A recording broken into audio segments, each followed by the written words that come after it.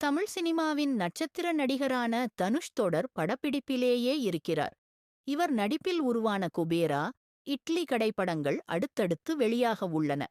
தற்போது ஹிந்தியில் தேரே இஸ்க் மெயின் என்கிற படத்தில் நடித்து வருகிறார். இதுபோக கைவசம் பல படங்களை வைத்திருக்கிறார். இதனால் அடுத்த சில ஆண்டுகளுக்கு தனுஷ் பிஸியாகவே இருப்பார். இந்த நிலையில் தனுஷின் மூத்த மகன் யாத்ரா தன் உயர்கல்வியை நிறைவு செய்திருக்கிறார்.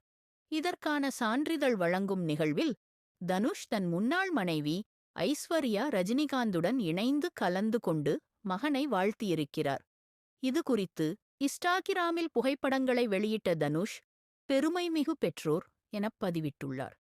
விவாகரத்து பெற்றிருந்தாலும் மகன்கள் விஷயத்தில் தனுஷும் ஐஸ்வர்யாவும் இணைந்திருப்பது ரசிகர்களிடையே மகிழ்ச்சியை ஏற்படுத்தியுள்ளது.